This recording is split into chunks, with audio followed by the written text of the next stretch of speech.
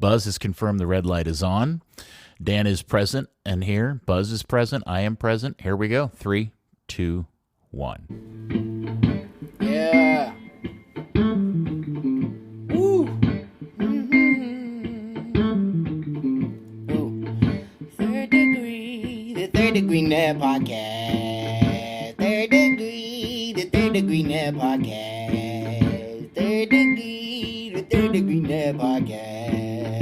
Third Degree, the Third Degree Net Podcast. Third Degree, the podcast, is brought to you by Soccer90.com. They've got everything from the Premier League, Serie A, MLS, and of course, all that sweet FC Dallas gear. Shop Soccer90.com for all your jerseys, tees, and soccer needs. Third Degree listeners, of course, get 20% off at checkout. We use the code Third Degree. 20% off. Code Third Degree. Soccer90.com. Some exclusions may apply. Well, hello there, FC Dallas Curious fan. Welcome to local fans of MLS Club Group Therapy Session, also known as Third Degree, the podcast. Hi, I'm Peter, and here's Dan Crooke. Howdy, Dan. That was a very curious introduction. I do feel like, Dan, that we are absolutely the lead group therapists in a large group therapy session when it comes to this club these days. Oh, definitely. We pick people up and then, give them a few punches of reality and then put them back down gently. And our lead therapist, you know him, you love him, my hero, your hero, everybody's hero, editor, founder, thirddegree.net, and the original Buzz Carrick. Come in, leader Buzz. In fact, Peter, I would say that this podcast is so FC Dallas curious that of the 3 media people in the world who actively inquire and go watch training, 2 of them are on this podcast. Well, that's right. Well, it would be 2, but they keep screwing the schedule. They do make it hard for you in the spring. That's true. That feels like a really good segue into an item on the infamous crayon red run sheet, which is on here. And I'll just start here, which is the preseason schedule has been announced. Tickets for sale. Tickets have gone on sale for the Messi game at the Cotton Bowl. They are not, breaking news, they are not inexpensive if you're not already a season ticket holder. And I am curious as to how well they're selling. Has anybody heard anything about how good sales are going?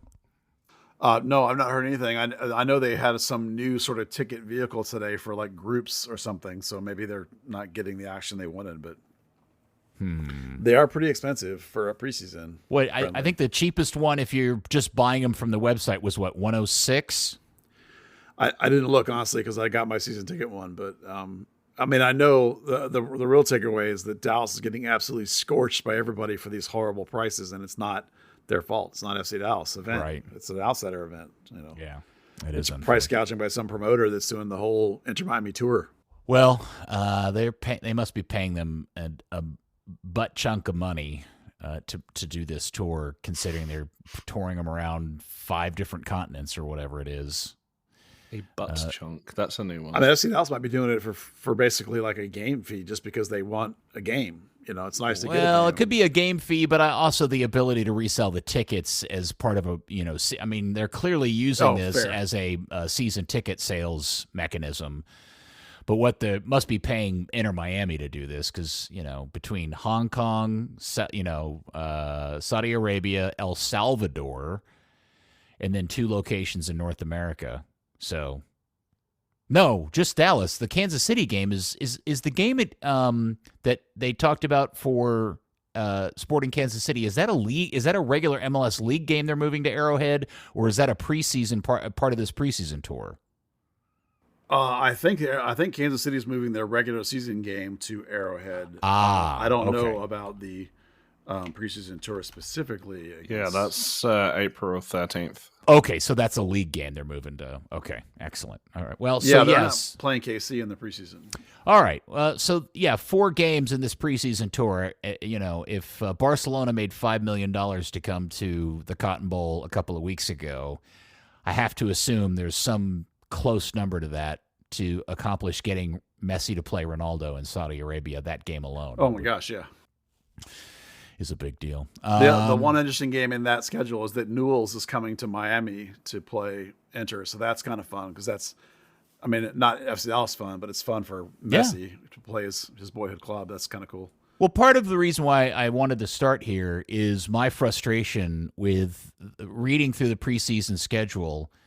And in the email that we got from the media relations department, it seemed like almost every single entry as to the calendar of events with the team, in bold, sitting out there like the sorest thumb possible repeatedly, was closed to media. Yeah.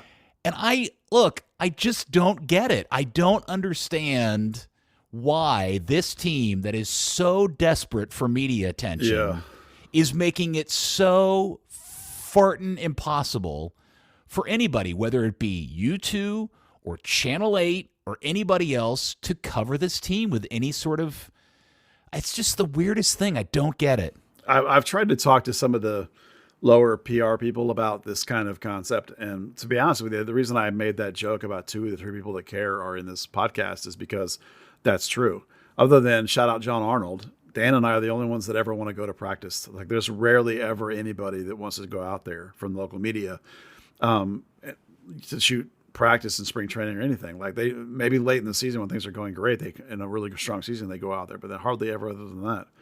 And even then, they just show up at the very end. They don't care about the actual thing. So, but I will say that as much as it pains Dan, of course, that the schedule that they've announced really is just this first week of training. And the first part is physicals, and then they're going to go off to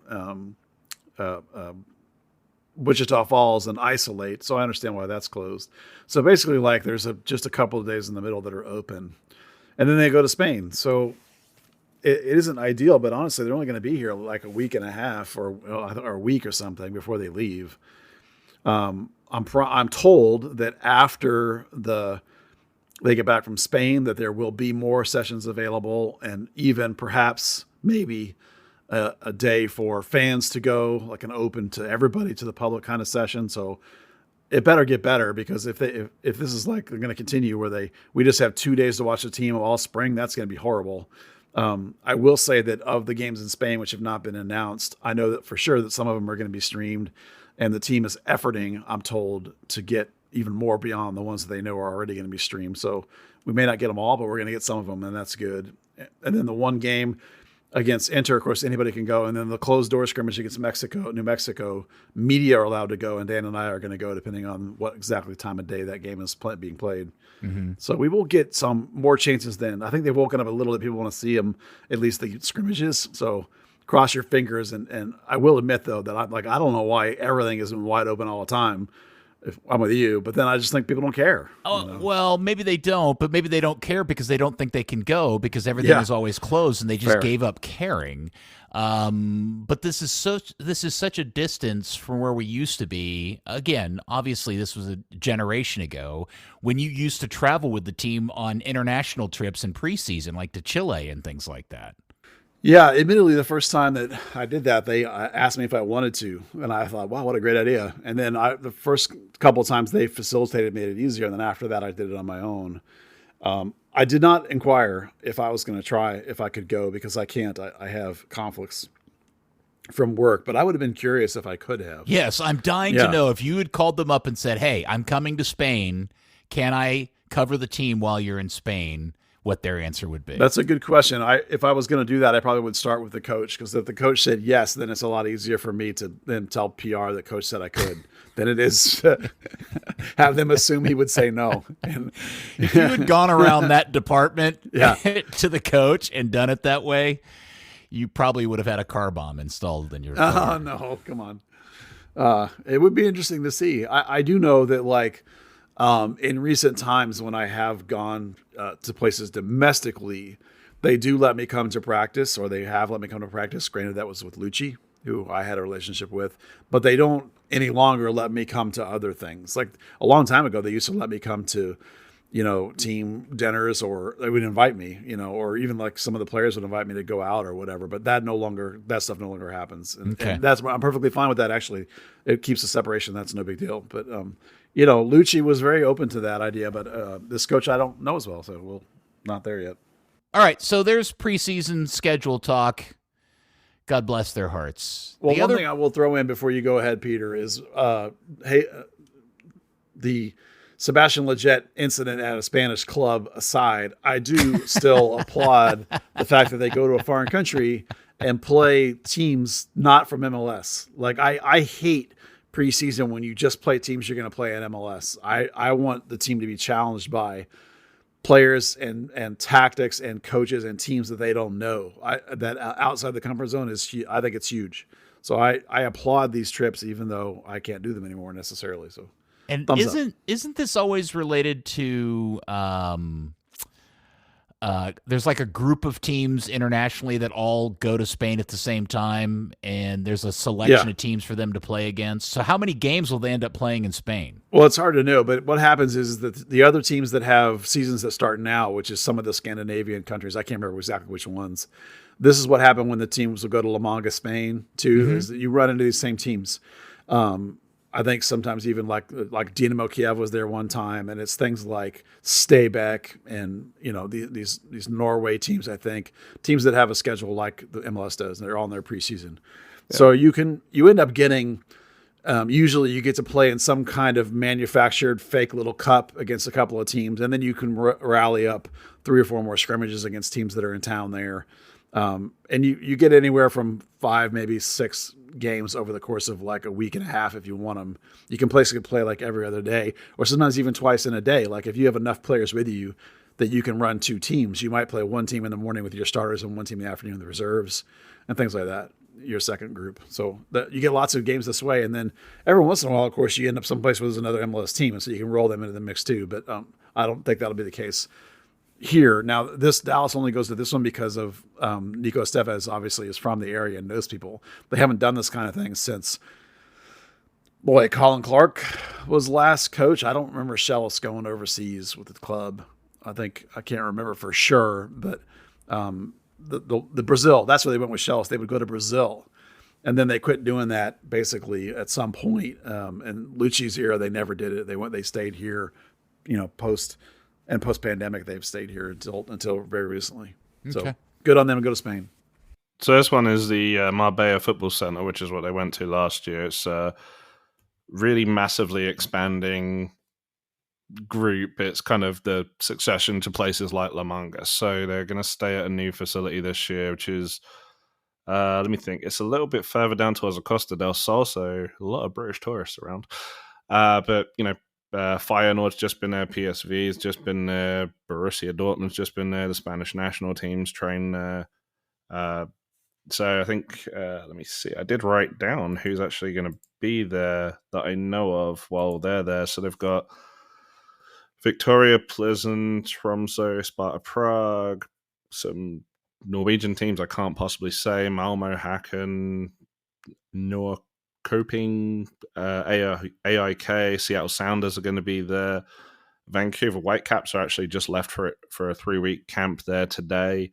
But it's just this group of resorts, so they'll kind of travel up and down the southern coast of Spain. They've got 4 official friendlies, and then, like Buzz said, they'll play some little training scrimmages and joint training sessions as well. The one we know for sure is that the Aalborg BK team has said that they're going to be playing us. They think they're playing FC Dallas anyway, so that's one we know of. But other than that, we'll find out when they announce it all, of course, for sure.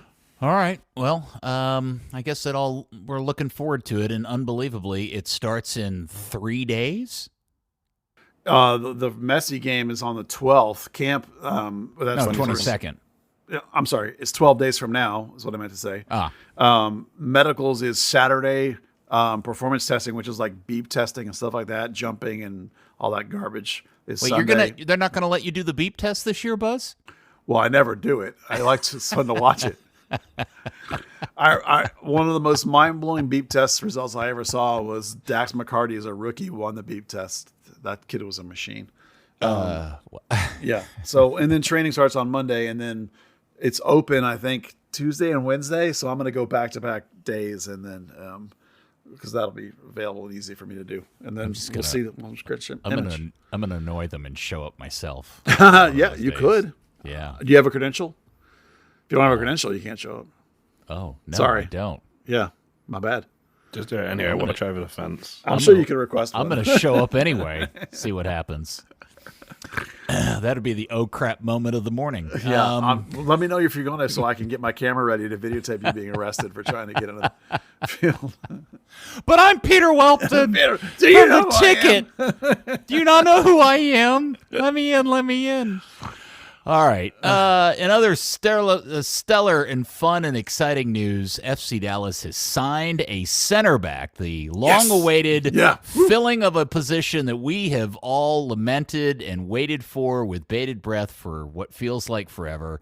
And lo and behold, they've signed a world-class center back in Omar Congazlez from Skyline High School. Yeah. All right, Buzz. Okay, so listen, Omar's 35. I'll tell you a funny story about Omar. When he was coming out of Maryland, I asked Steve Morrow, who was the coach at the time, hey, are you guys going to draft Omar Congazlez? And he was like, no, we think he's too slow, which is funny. So Steve Morrow said that. And then Omar proceeded to win 18 bajillion MLS Cups and be in the national team. I'm sure, we all know exactly what kind of player Omar is. He's a very smart, very big, very intimidating, very physical player. He's not fast, I will grant him that. But he was plenty fast enough for Major League Soccer and had a spectacular career now that he's 35. So let's qualify this signing. And it is either a spectacular signing, sort of, or a horrible signing. And we'll tell you the difference. If this is we want him to start a bunch of games and be the third guy rotating between Nkosi Tafari and Sebas Ibiaga, then this is a horrible, horrible idea.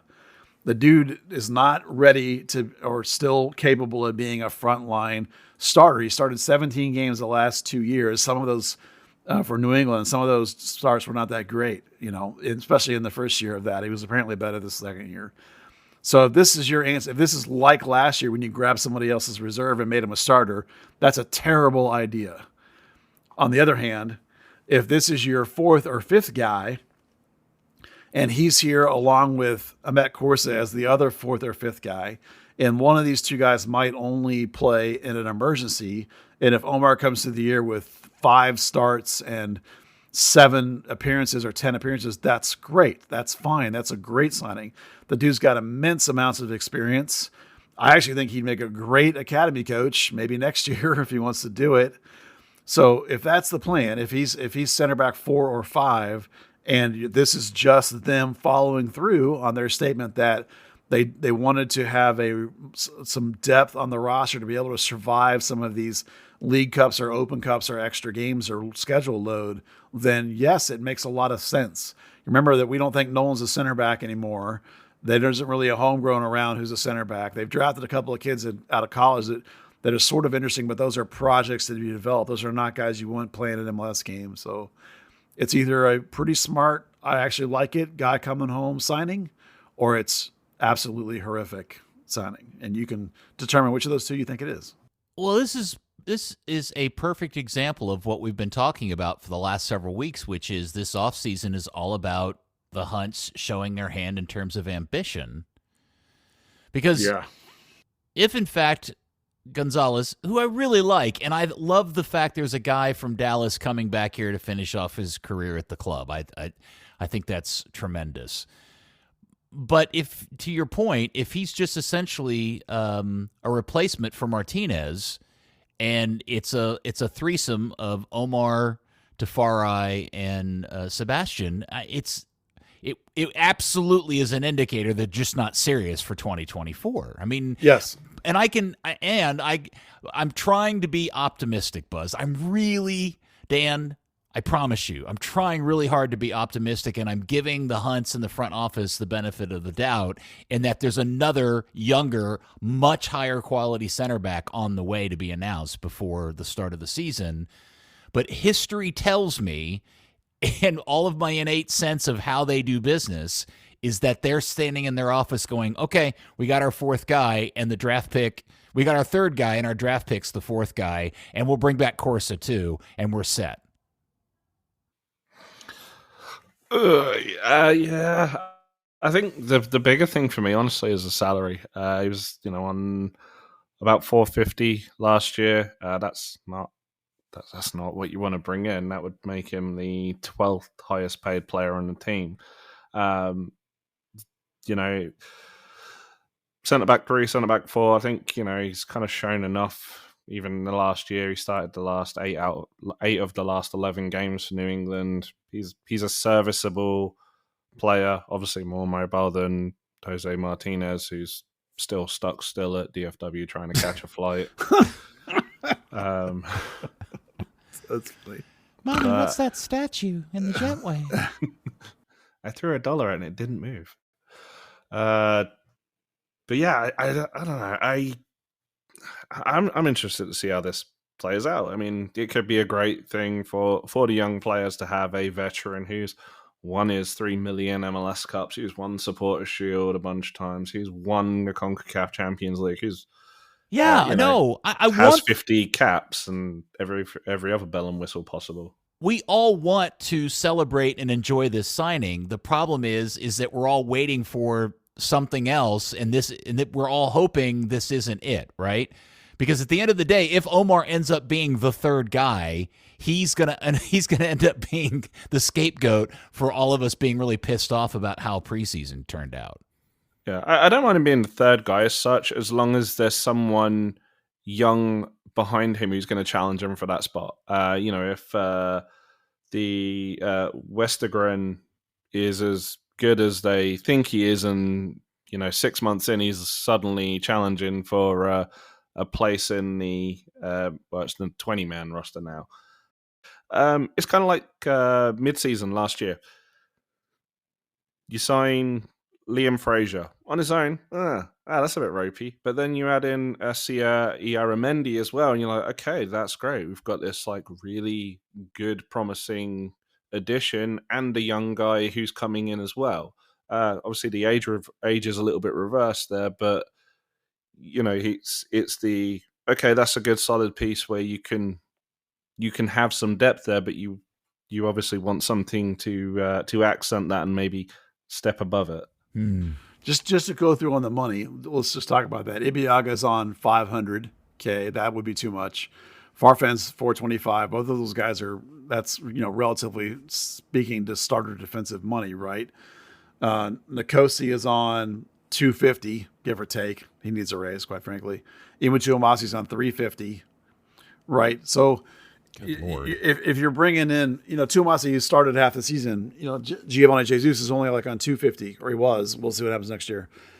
So that's the kind of neighborhood you have to be talking about. If you're talking about a 4th, 5th center back, which is, in my opinion, that's what this needs to be. He needs to be the 4th guy kicking Korca down if he is indeed coming back to 5th. Well, you're not going to pay that guy $450,000, $500,000. He's going to get paid, $200,000, $250,000. So if the numbers will tell us a lot, and obviously when we see him in camp, it'll tell us a lot. But I can't imagine. I mean, it's going to tell us everything depending on where this guy falls into the. Yeah, we're not going to see the numbers until halfway through the season, though. That's part of the problem. Yeah, I won't see those till May. I mean, either way, it's a big improvement over Martinez at $700,000 last year. Yeah, that's fair. I think it's just such faint praise, and it doesn't solve the problem that we all know exists, does it, Buzz? No. There still needs to be a starter grade center back here, because you don't want Ibiaga to be the main starter either. No, you want Tafari and somebody else. You want a lefty, because Omar's a righty. Although all these guys can play on the left, that's fine. But that's not what you want. You want a lefty over there to play on the left. So there still should be a prime of career TAM signing. If there's not, this is again the idea, Peter, and you brought it up a minute ago. The idea of ambition. It's like, is this a stand pat and do nothing season, which means fall back and the standings even more, or are you going to try and make your defense actually be better than it was? All right, so I'm gonna turn to the oracle that is all things burn, which is you, Buzz. Oh. With this signing being made and announced and the way that they've celebrated it, now what is your running sense as to the likelihood that they will sign a TAM level, young, prime of his career center back to this team? I think they still will. There was a little noise about a guy down from Millionaires, so there's something there. I'm not with that guy. I think if they moved, that's not in the window. But if I just cannot fathom that Omar is the answer at this position. It's at 35. There's just no way. Now, value to the franchise on the bench, yes. Solving this issue that coach felt they had about not having enough bodies to get through these higher load at times, yes, absolutely. A guy that can help educate a 22-year-old center back like Korca, or whatever homegrowns you bring up from other teams for camps and training or whatever. A guy that maybe you could turn into a coach eventually. A great dude in the locker room, a leader, a guy that knows how to win. All those things are awesome to have on your roster. They're not awesome at 35 thinking he's going to be a starter. He wasn't a starter.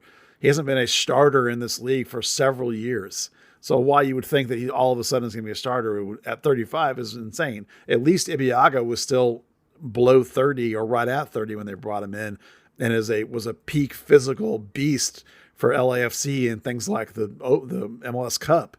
You know, Omar, he did start down the stretch, but that's not the same thing as being a starter most of the year, and he hasn't done that in years. So for them to overturn their entire structure to make that guy one of your three main starters would be mind-boggling to me. Of course, they've also boggled my mind before with some of the shit they've done. So, ask me again at the end of the month when the window opens whether I still think this is a decent move with him at 4 and Korca at 5, since it appears maybe Korsa's coming back, which we'll get into later.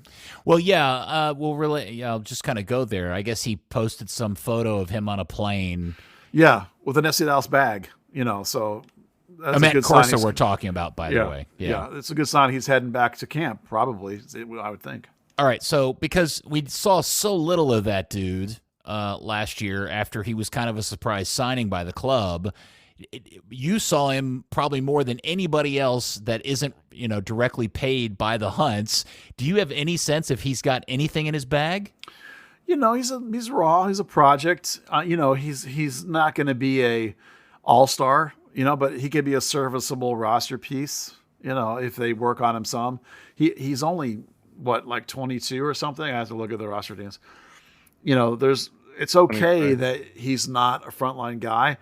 Center backs come into the play and into the lineup like really late, right? Overall speaking. So it's not a guy that you're going to expect like in 4 years he's going to be a starter like Nkosi, but consider he got into this team way younger than Nkosi did, for example. But also consider that they didn't pick up his option.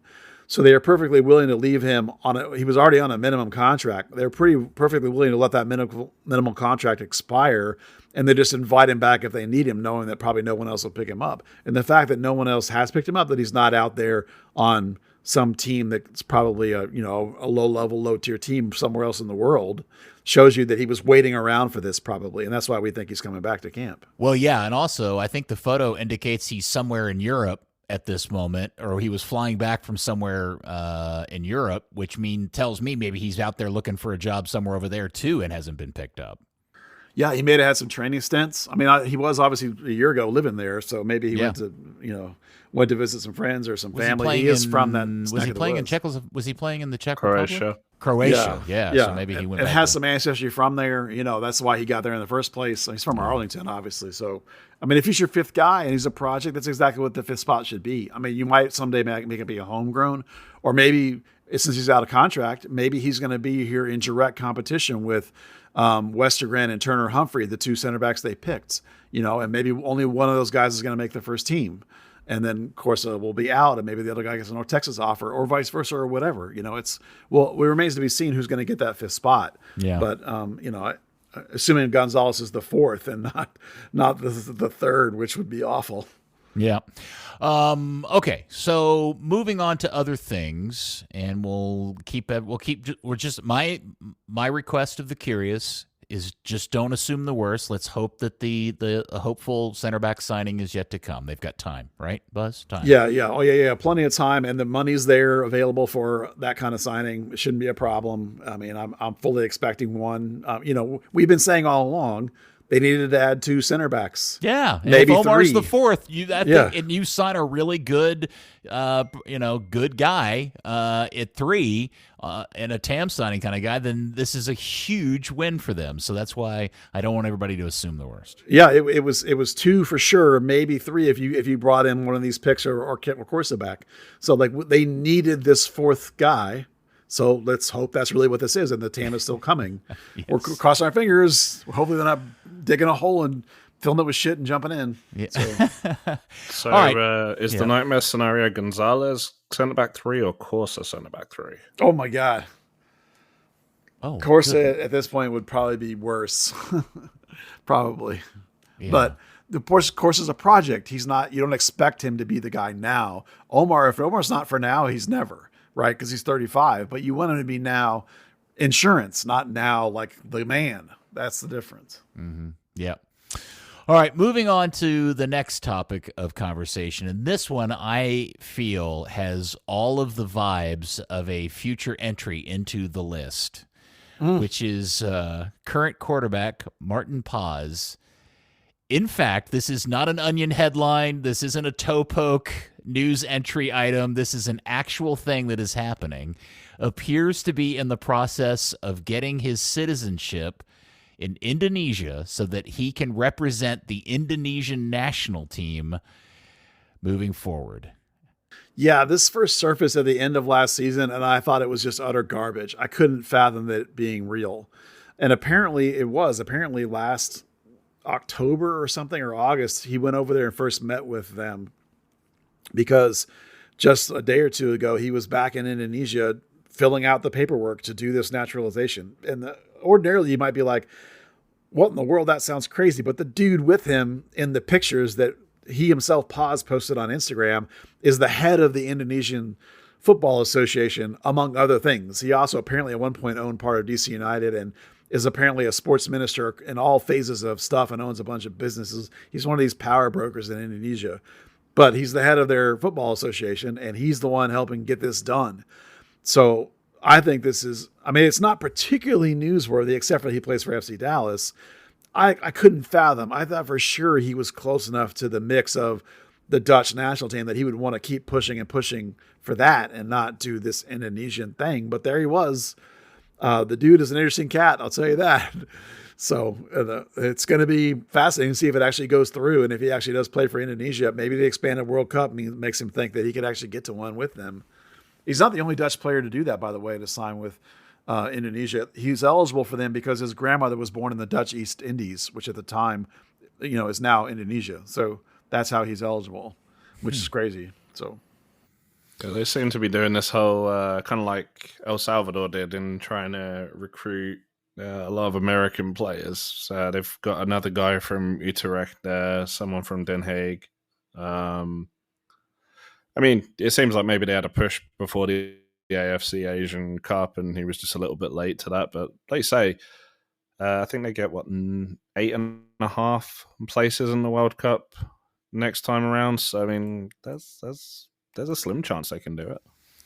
I will say that vaguely, in a sense, it's kind of like Brandon Cervania has considered playing for Puerto Rico, because his brother Jaden plays for Puerto Rico. So Brandon has not taken them up on that, still hoping that he gets back to the U.S. team. But that's an option for him. Slightly different because he doesn't have to change his citizenship. Well, yeah, and with Brandon, I mean, he's got 15 people ahead of him in as midfielders in the national team pool.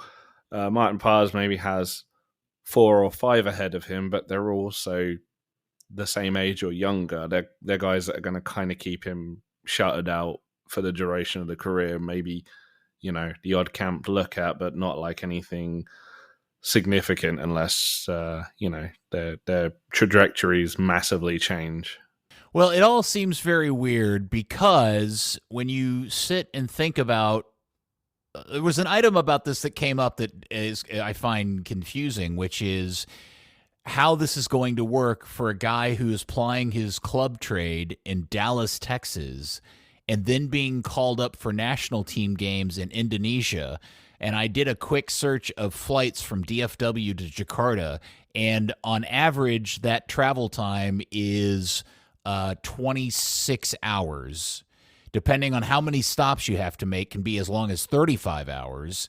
And to me, that's just one way. So your FIFA window is now going to be chewed up in 2 days of travel, of just being on a plane, right? Yeah.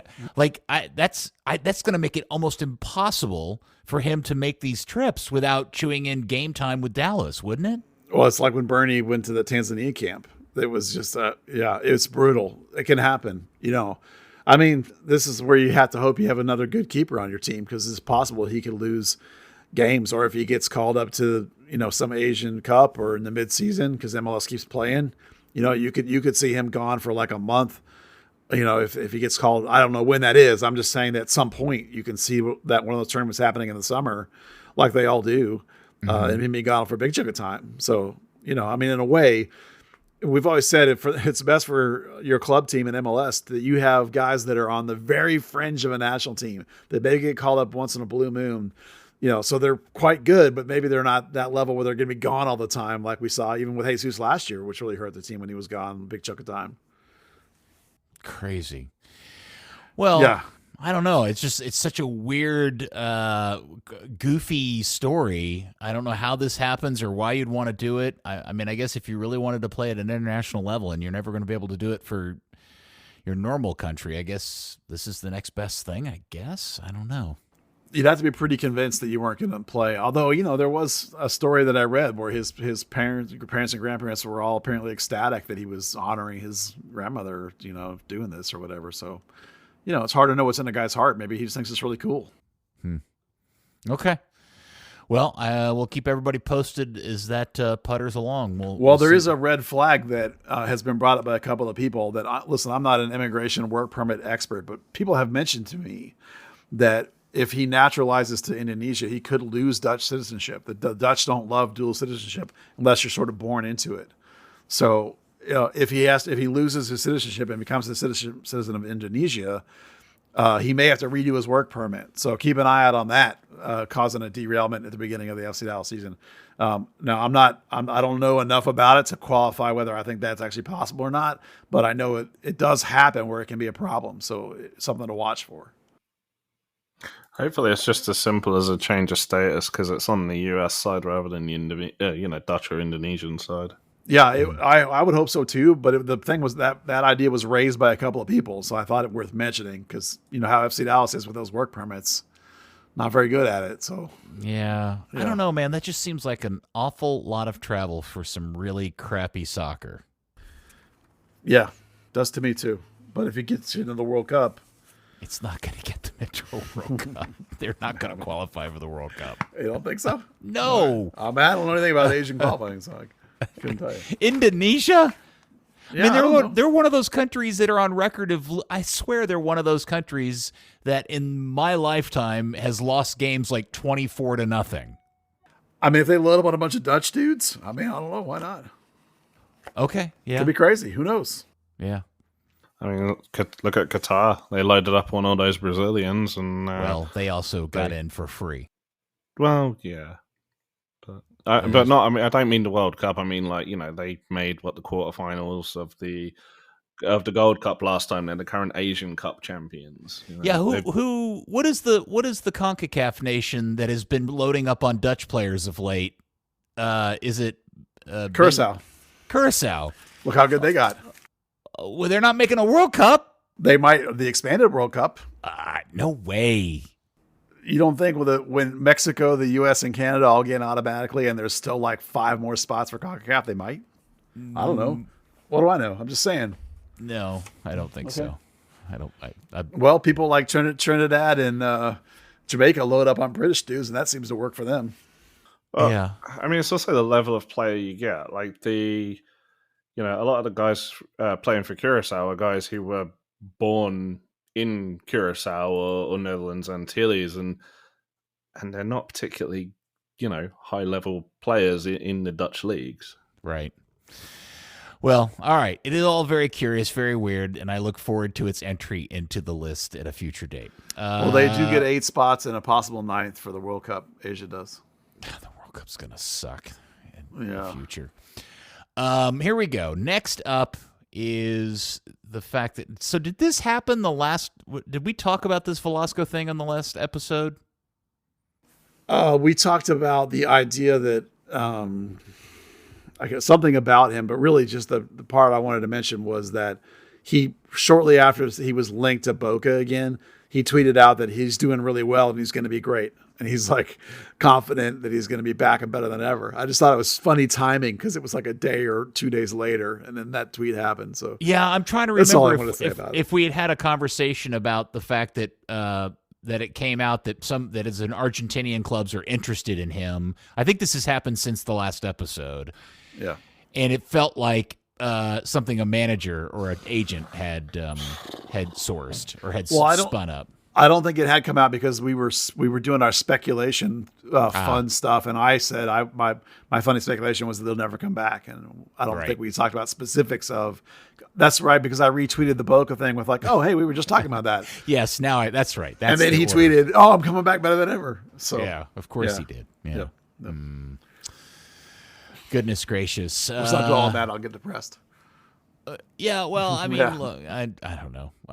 I guess he may be for sale if one of those two teams wants to take a flyer on him and pay the Hunts what they want for him, then more power to him. If he wants to stay in Argentina, let him stay in Argentina. Nobody wants a dude that doesn't want to be here, right, on their team, right? Yeah, I don't agree. Okay. I don't have anything else to say about it. I agree with you, yes. All right, so the other news since we last talked, January call-ups, Dan and Buzz hit it right on the head. Bernie and Nkosi both got call-ups to the national team and are with the national team currently now.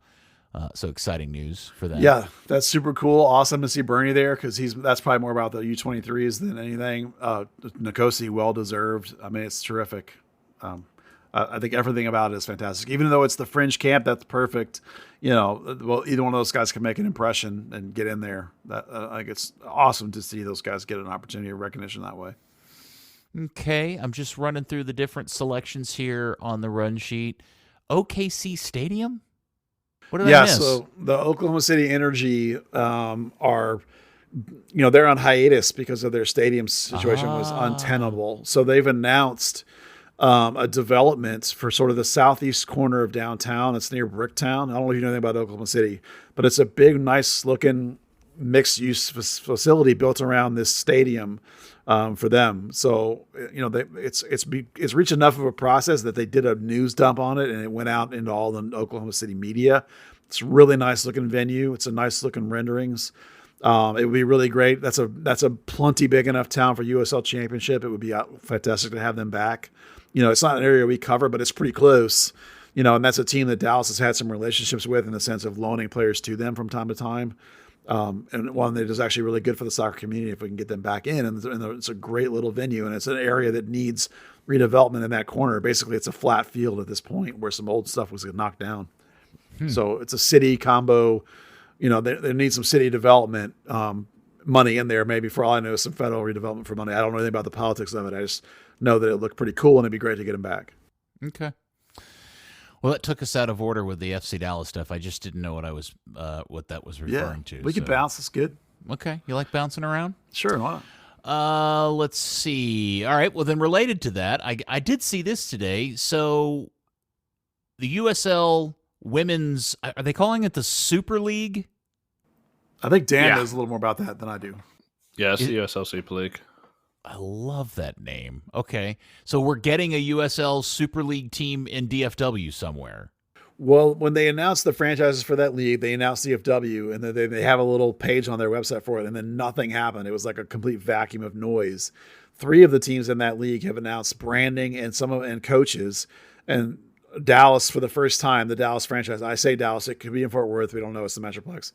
They put out some requests for a survey. They want people to answer questions about branding and soccer in Dallas as they try and put together their whole package. In particular, this one's got a lot of I did it, and there's a lot of questions about what you think of when you think of Dallas and blah blah blah blah blah. It's about 20 questions. So if you care about women's soccer, I'm interested. What are the questions? What do you think of when you think of Dallas? What's unique about here? What colors would you think? What would be a cool name? It's all kinds of things about Dallas and vibe and like what you think of. It's all related to branding. But there's even like who should our first player be?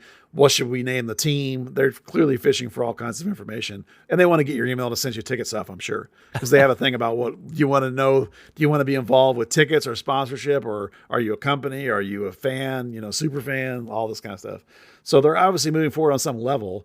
this league, what's important is this league is designed to compete with the NWSL, the top women's league. This is not a lower division league. It's supposed to be a first division league. So we'll see what happens. I mean, USL runs good business models usually, so it's nice. The problem is USL historically does not launch things well.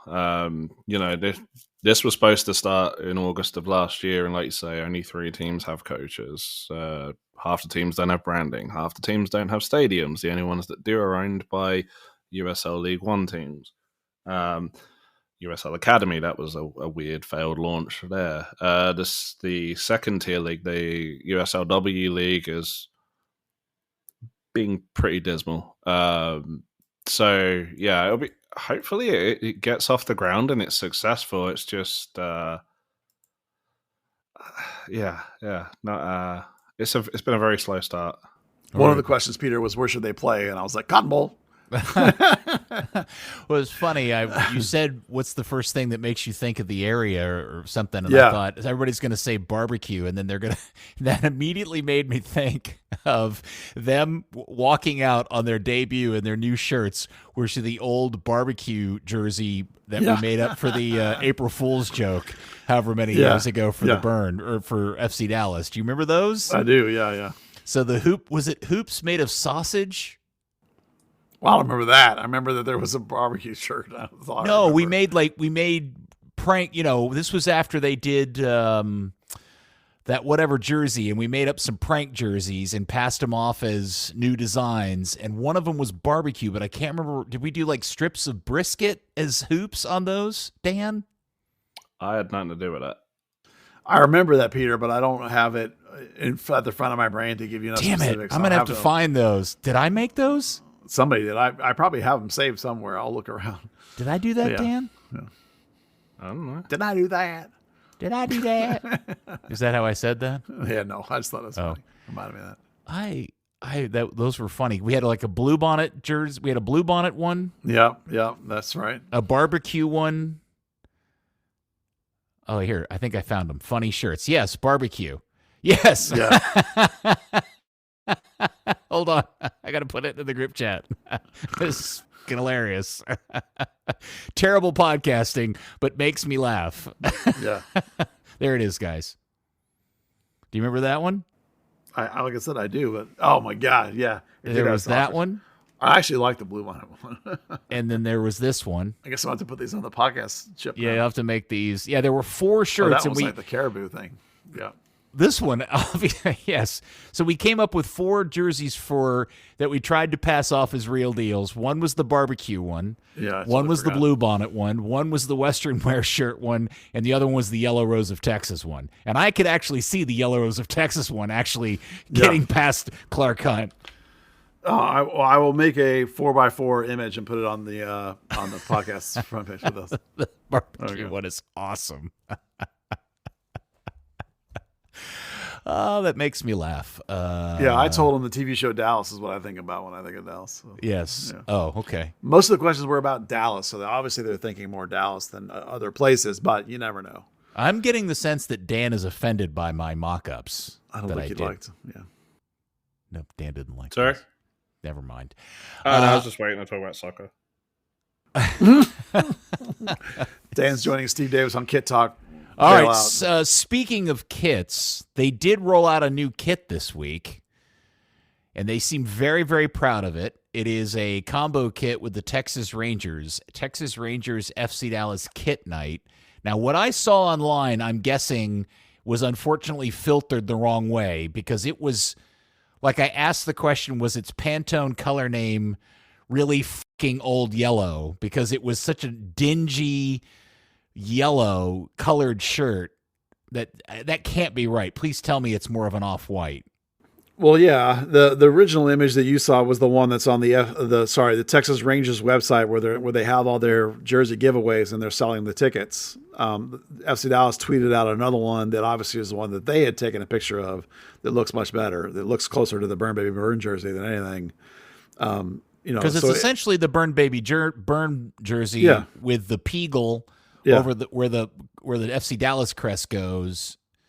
And there was some other change to it. What else? Yeah, was I mean, the other make no change? mistake, it's a Texas Rangers thing. It's just Rangers are doing a whole series with all the clubs in town. Like there's a hockey jersey night, which is already sold out. But there's a Cowboys one. Well, the hockey one looks good. Yeah, and it's sold out almost instantly. And then there's a Cowboys jersey one, as I said, and there's an FC Dallas one. I think there's a basketball Mavericks one. They're doing them with all the teams. There's the company that does the upside down Dallas hat. There's a night for that. So the trick is you got to buy a ticket to the Rangers for that particular night, and then you get through that link, and then you can get the jersey. So it's not like the whole stadium; it's just specifically. So I bought mine already, of course. The problem they've got is it's too close to the actual jersey. You know, the jersey is off white out already.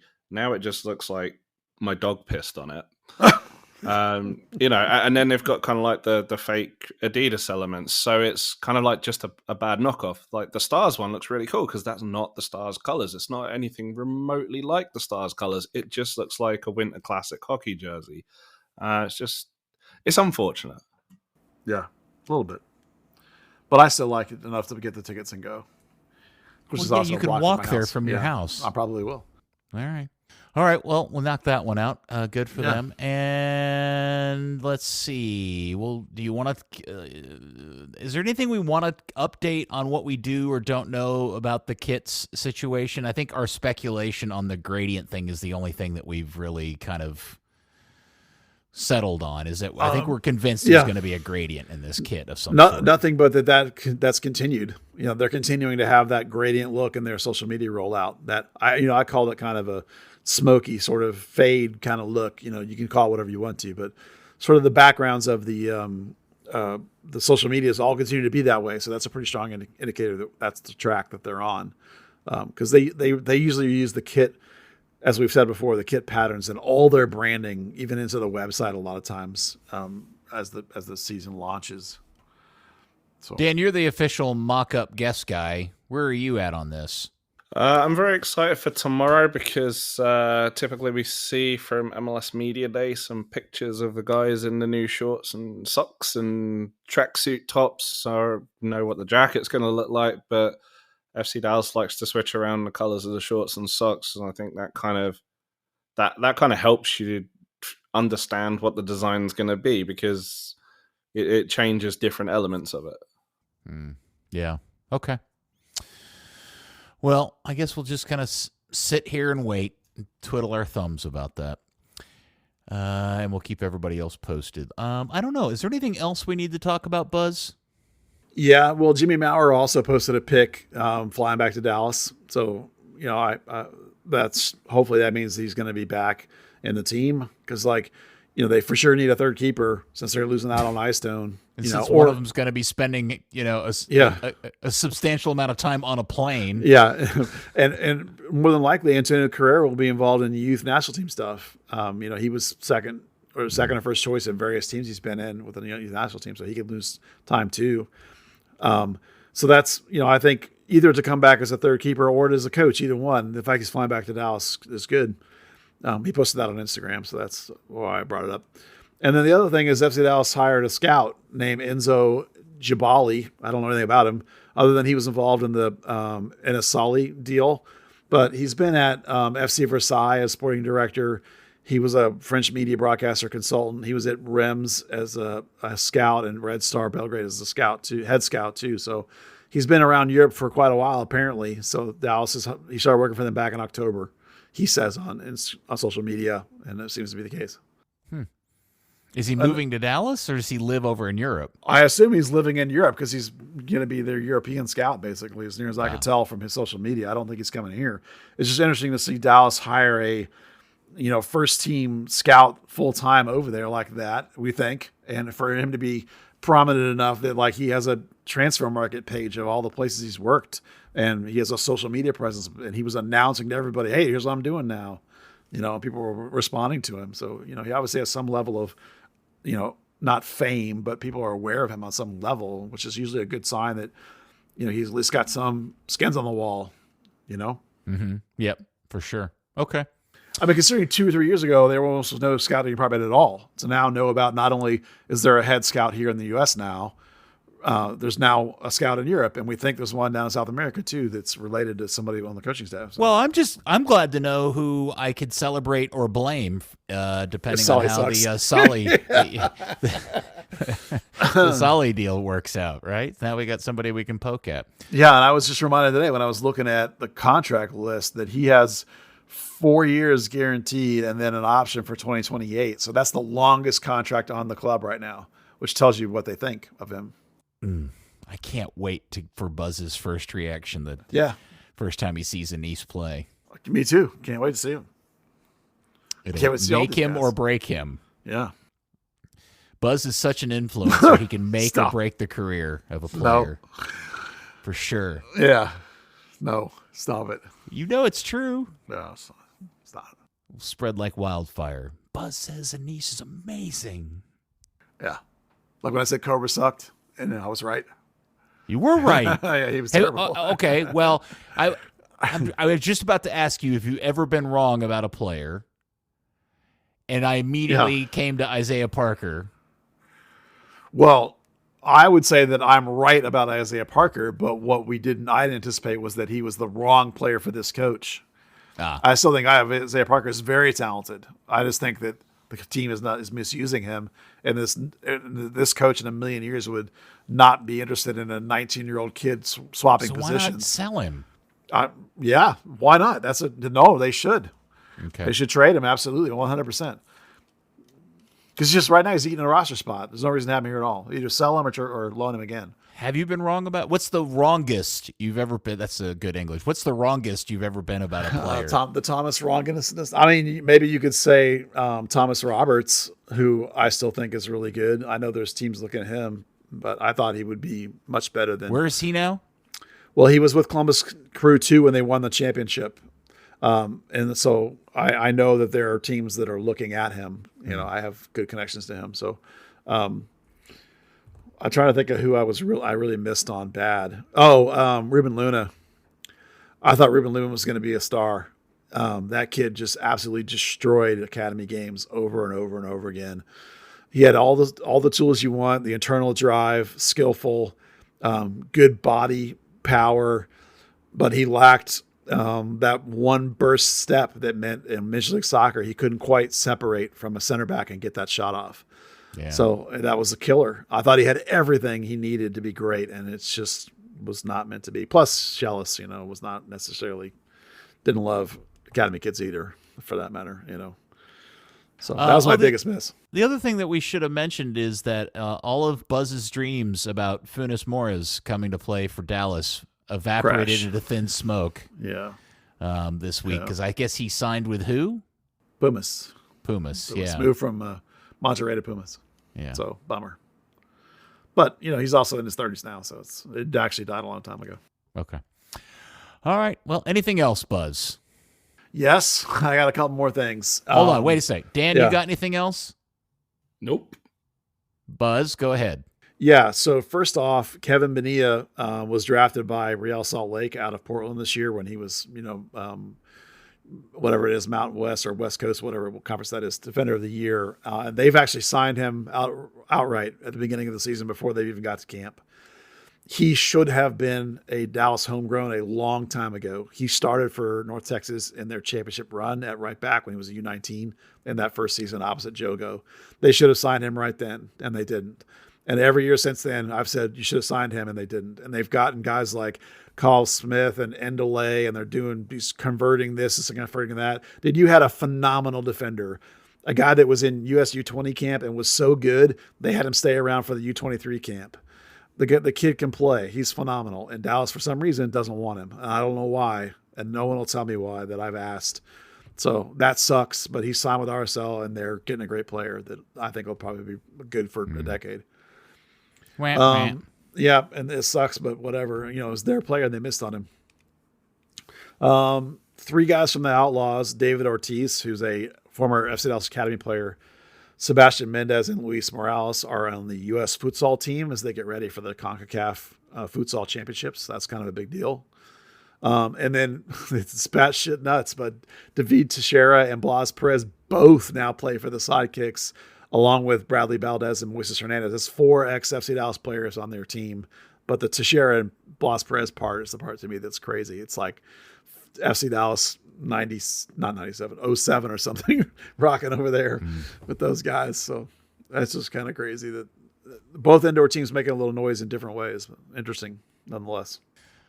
Well, that's good stuff, and I will end with the best thing. I'm going to steal a Scott Van Pelt deal. The best thing I saw all day, the best amateur Sunday league in the DFW area is Dallas Soccer Alliance that plays some of their games over at MoneyGram, and in one of their open divisions is a team that refers to itself as Dallas Burn, and yes, they wear the white 1997 with the giant vomiting legged head Islamico logo jerseys as their jersey.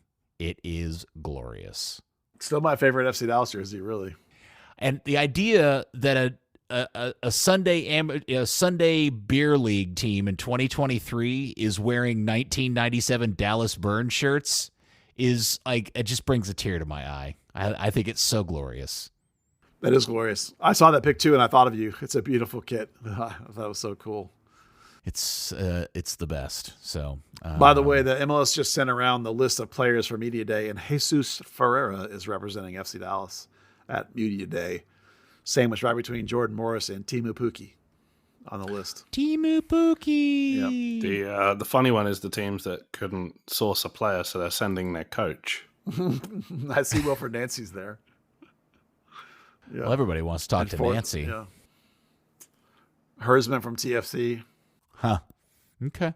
Although Nagby's there, so Columbus Crew is just because they won. He probably there too. Yeah, they've got Cucho Hernandez there too.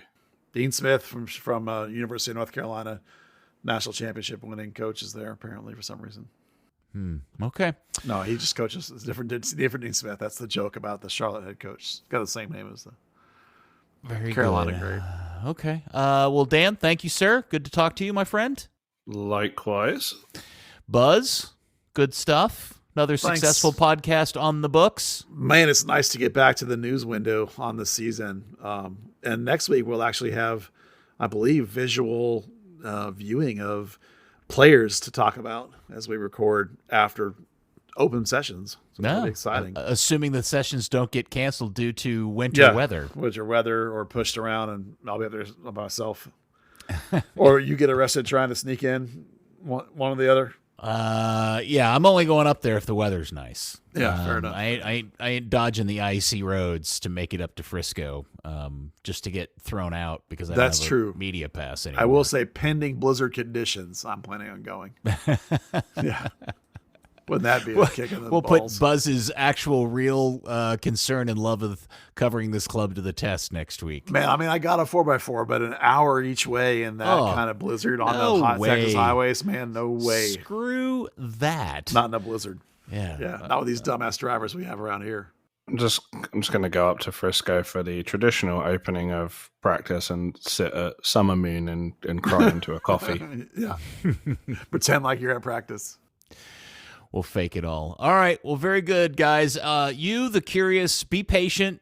Just don't get too upset. Don't make any assumptions. There's plenty of time left I know a lot of other MLS clubs are making signings. Many of them are making really interesting and big name signings, or at least big dollar signings, or club players with good pedigrees. Just don't assume the worst, right, Buzz? Man, I mean, no, don't do it. I mean, this club's track record is, look, remember now, we're just talking about holding steady. If you replace Martinez with a guy that can play some. Okay, no, stop. We've already talked about this. We're just let alone retreading. actually get better. No, we haven't even talked about trying to get better. This is just filler. I know. It's a body. This is the body. That's what Omar was. It better be. Third Degree, the podcast, has been brought to you by Soccer90.com. Everything you could want in the soccer game: Premier League, Serie A, MLS, probably some La Liga. Man, who knows what they got over there? They got everything. Jerseys, tees, scarves. Soccer90.com. As a Third Degree listener, you get 20% off your order when you use the code Third Degree at checkout. That's 20% off. Soccer90.com. Code Third Degree. Some exclusions may apply. All right, there you go. Thanks for listening, FC Dallas Curious. I'm really, really trying to make this thing positive for you guys. I'm pushing Dan and Buzz as much as I can to be not negative Nellies. I'm not getting very far. I love that you're Mr. Sunshine all of a sudden. Well, somebody's got to try to pump a little sunshine into this. We'll actually have something to talk about next week, so that's where the positivity comes from. All right, very good. Until then, it's just what do we do? I love it. I love it that Dan ends this thing on a positive ray of sunshine. Thank you, FC Dallas Curious. We will speak to you next week on another episode of Third Degree, the podcast. It's finally coming back. Third Degree, the Third Degree Net Podcast. Third Degree, the Third Degree Net Podcast. Third Degree, the Third Degree Net Podcast. Third Degree, the Third Degree Net Podcast.